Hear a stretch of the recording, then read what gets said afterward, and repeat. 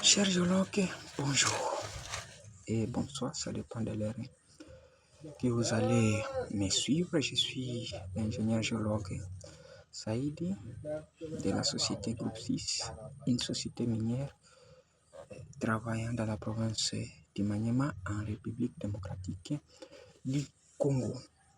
Aujourd'hui, je voudrais vous parler des processus génétiques. Donc, c'est un sujet que vous connaissez très bien, nous connaissons très bien, nous maîtrisons très bien. Ce sont les processus par lesquels se forment les substances minérales que nous avons actuellement. Alors, nous avons deux principaux processus génétiques. En premier lieu, nous avons les processus liés au mécanisme endogène et nous avons les mécanismes, ou soit les processus liés au mécanisme exogène, ou soit externe. Dans cette petite vidéo, je vais beaucoup plus me focaliser sur les processus liés au mécanisme endogène ou soit interne. Dans les processus liés au mécanisme endogène, nous avons trois principaux phénomènes. Le premier, c'est la ségrégation magmatique. En deuxième lieu, nous avons les processus hydrothermaux et en dernier lieu, nous avons les processus métamorphiques. Mais pour ne pas être tellement trop long et pour ne pas vous prendre beaucoup plus de temps, je vais beaucoup plus parler des deux premiers, c'est-à-dire la ségrégation magmatique et les processus hydrothermaux. Sachant que plus le magma, qui n'est rien autre que la roche fondue, est en train de monter, plus la température diminue et la pression également diminue. Nous avons ce que nous appelons la différenciation magmatique et on a également l'immiscibilité. C'est quoi alors la différenciation magmatique?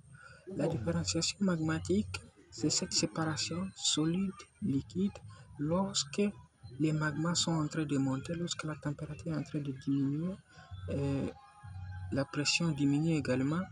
Il y a la formation des cristaux qui se déposent, qui cristallisent dans le fond de la lithosphère, et il y a un liquide résiduel qui a une composition qui est différente du liquide résiduel. Donc, il y a cette séparation-là, solide et liquide.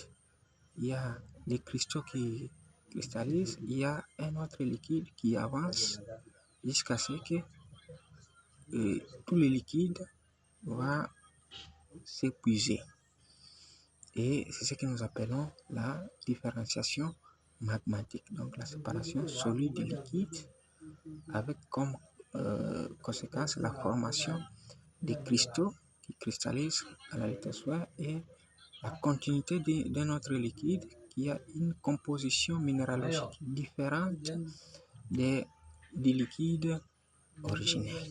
Et puis, en deuxième lieu, nous avons l'immiscibilité. L'immiscibilité, pour comprendre l'immiscibilité, nous allons donner l'exemple de l'eau et des liquides. C'est-à-dire, il y aura la séparation de deux liquides magmatiques. Et cette séparation de deux liquides magmatiques a comme conséquence métallogénique très importante qui est la formation de gisements de type nickel sulfuré. Dans la ségrégation magmatique, nous avons donc dans le processus endogène, nous avons le processus hydrothermal.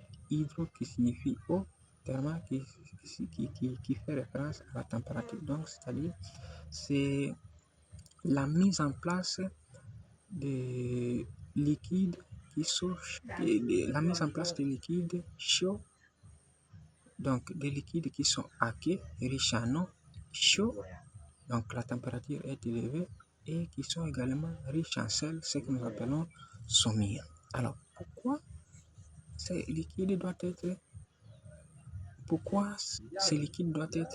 chauds et riches en sel? Parce que un liquide soit un liquide chaud et riche en sel est corrosif. Donc, il peut attaquer une roche peut-être qui contenait de différents métaux éparpillés, disséminés. Ce liquide qui est chaud et riche en sel va lessiver tous ces minéraux et les transporter, puis aller les déposer pour former des gisements que nous avons actuellement. Alors, c'est liquide qui est chaud et riche en sel, a la possibilité de lessiver, de disséminer, donc d'attaquer une roche et de rassembler tous les minéraux contenant, tous les métaux contenant dans cette roche et aller les déposer quelque part. Et comment maintenant ces minéraux, soit ces métaux, peuvent-ils se déposer? C'est lorsqu'il y a par exemple la diminution de la température et de la pression, lorsqu'il y a la diminution, parce que nous savons que notre liquide est chaud et riche en sel, et lorsqu'il y a également la diminution de la salinité, parce que notre liquide est riche en sel, et quand il y a également les contacts du liquide avec un encaissant, avec comme apparition, avec comme conséquence la mise en place, donc avec comme changement de potentiel redox. Le potentiel redox, ce sont les milieux où nous pouvons trouver les matières organiques. Ça peut donner comme exemple les gisements de l'uranium. Nous savons que l'uranium est toujours sous forme oxydée, et lorsque il y a ce contact entre les liquides qui sont chauds et riches en sel avec un milieu redox, il y aura la mise en place de l'uranium. C'est un peu ça ce que je voudrais vous rappeler aujourd'hui. Je suis l'ingénieur géologue Saïdi, exerçant dans une société minière qui est le groupe 6, travaillant dans la province de Maniema, en République démocratique du Congo.